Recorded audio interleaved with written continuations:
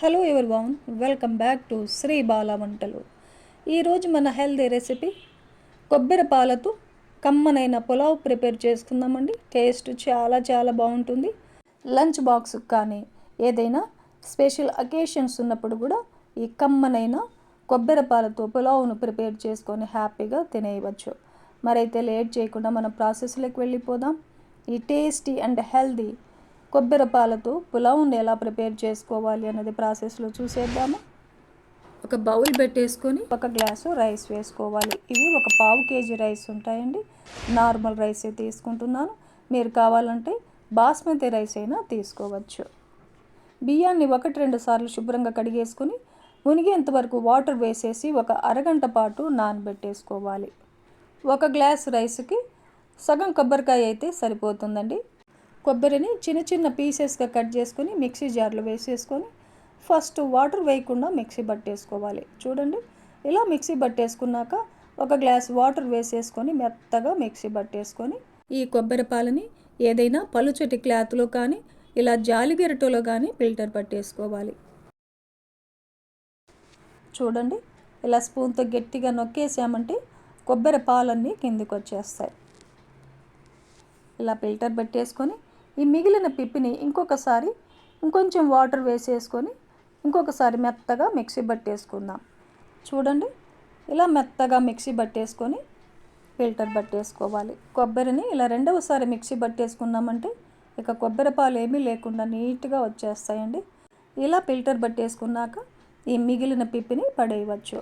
కొబ్బరి పాలను రెడీ చేసుకున్నాం కదా. ఇప్పుడు స్టవ్ ఆన్ చేసి కుక్కర్ పెట్టేసుకొని 2 టేబుల్ స్పూన్లు ఆయిల్ వేసుకోవాలి. కొబ్బరి పాలతో చేసే రైస్కి ఆయిల్ ఎక్కువేమీ పట్టదండి. మీరు ఆయిల్ బదులుగా నెయ్యినైనా వేసేసుకోవచ్చు. ఆయిల్ హీట్ ఎక్కిన తర్వాత స్పైసెస్ వేసేసుకుందాం. బిర్యానీ ఆకు, 1 ఇలాచి, 3-4 లవంగాలు, కొద్దిగా చెక్క వేసానండి. చెక్క కావాలంటే మీరు ఇంకా కొంచెం ఎక్కువైనా వేసేసుకోవచ్చు. ఒక 10 మిరియాలు, 1 స్టార్ వేసాను. కొద్దిగా జాపత్రి, రాతి పువ్వు, ఇవన్నీ కూడా వేసేసుకుందాం. మీ దగ్గర ఏ మసాలా దినుసులు ఉంటే అవి వేసేసుకోవచ్చు. 1 టేబుల్ స్పూన్ జీలకర్రను కూడా వేసేసుకొని ఒక 3-4 టేబుల్ స్పూన్లమైన జీడిపప్పును కూడా వేసేసుకొని వేయించుకోవాలి. జీడిపప్పు వేగిన తర్వాత ఒక పెద్ద ఉల్లిపాయని ఇలా పొడవుగా కట్ చేసి వేసేసుకొని వేయించేసుకుందాం. ఉల్లిపాయలు మరీ ఎక్కువగా వేగాల్సిన అవసరం లేదండి. కొద్దిగా వేగితే సరిపోతుంది. చూడండి, ఉల్లిపాయలు ఇలా వేగిన తర్వాత ఒక క్యారెట్ని ఇలా చిన్న పీసెస్గా కట్ చేసి వేస్తున్నాను. మీరు కావాలంటే చిన్న పీసెస్గా కట్ చేసి బీన్స్ని కానీ పొటాటో కానీ వేసేసుకోవచ్చు. అలాగే ఒక పావు కప్పు ఫ్రెష్ బఠానీని కూడా వేసేసుకోవచ్చు. ఇప్పుడు ఒక 3-4 పచ్చిమిర్చిని ఇలా చీలికలుగా కట్ చేసి వేసేసుకొని వేయించుకుందాం. మీరు ఇంకా స్పైసీగా తినాలంటే ఇంకో 3-4 పచ్చిమిర్చిని ఇలా చీలికలుగా కట్ చేసి వేసేసుకొని వేయించేసుకోవచ్చు. చూడండి, ఇవన్నీ కూడా ఇలా బాగా వేయించుకున్న తర్వాత కొద్దిగా ఫ్రెష్ కరివేపాకును కూడా వేసేసుకొని వేయించుకుందాం. కరివేపాకు కూడా వేగిన తర్వాత 1 టేబుల్ స్పూన్ అల్లం వెల్లుల్లి పేస్ట్ వేసేసుకొని అల్లం వెల్లుల్లి పేస్టులో పచ్చివాసన పోయేంత వరకు వేయించుకోవాలి. ఇప్పుడు ఒక 2-3 టేబుల్ స్పూన్లమైన కొత్తిమీరని చిన్న పీసెస్గా కట్ చేసి వేసాను. కొత్తిమీరకు బదులుగా పుదీనా కూడా వేసేసుకోవచ్చు. కొత్తిమీరను కూడా ఇలా బాగా వేయించుకున్న తర్వాత నానబెట్టుకున్న బియ్యంలో ఉన్న వాటర్ని అంతా సపరేట్గా వంపేసుకొని బియ్యం వేసేసుకుందాం. ఇప్పుడు మొత్తం కలిసేలాగా ఒకసారి బాగా కలిపేసుకోవాలి. బియ్యాన్ని అరగంట సేపు నానబెట్టుకున్నాం కదండి, బియ్యం విరిగిపోతాయి. మెల్లగా కలిపేసుకోవాలి. చూడండి, ఇలా కలిపేసుకున్న తర్వాత మనం రెడీ చేసి పెట్టుకున్నాం కదా కొబ్బరి పాలని, ఏ గ్లాస్తో అయితే మనం బియ్యం కొలుచుకున్నామో అదే గ్లాస్తో 2 గ్లాసుల కొబ్బరి పాలను వేసుకోవాలి. చూడండి, 2 గ్లాసులకి పావు గ్లాస్ తక్కువ ఉన్నాయి కదా, ఆ మిగిలింది వాటర్ వేసేసుకోవచ్చు. ఇప్పుడు మనకు 2 గ్లాసుల కొబ్బరి పాలు అయ్యాయన్నమాట.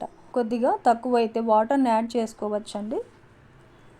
ఇప్పుడు టేస్ట్కి సరిపడా సాల్ట్ని వేసేసుకొని ఈ మొత్తాన్ని ఒకసారి కలిపేసుకుందాం. ఇలా కలిపేసుకొని మూత పెట్టేసి హై ఫ్లేమ్లో 2 విజిల్స్ వచ్చేంత వరకు కుక్ చేసుకోవాలి. 2 విజిల్స్ తర్వాత ఆవిరంతా పోయిన తర్వాత మూత తీసి చూసామంటే చూడండి, రైస్ మనకు పొడిగా తయారైపోయింది. ఒకసారి బాగా కలిపేసుకున్నామంటే కమ్మనైన కొబ్బరి పాలతో చేసిన పులావ్ మనకు రెడీ అయిపోయింది.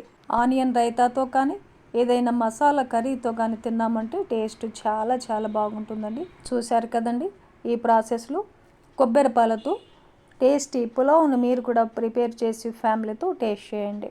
ఈ వీడియో నచ్చితే లైక్ చేయండి, షేర్ చేయండి, సబ్స్క్రైబ్ చేయండి. థ్యాంక్ యూ అండి. Thanks for watching.